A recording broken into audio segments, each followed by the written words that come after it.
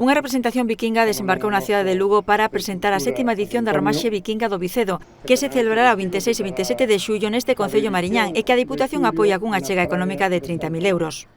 Que viva a Romaxe Vikinga do Vicedo!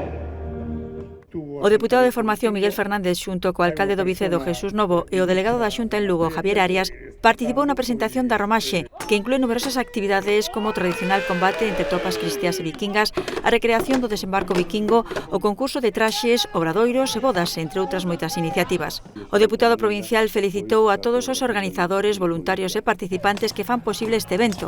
Miguel Fernández dixo que a Romaxe Vikinga é un exemplo perfecto de como a cultura e a historia poden ser celebradas e vividas de forma dinámica e enriquecedora. A presentación rematou cunha actuación musical de Queiman e Pousa. Onde crece o final da terra.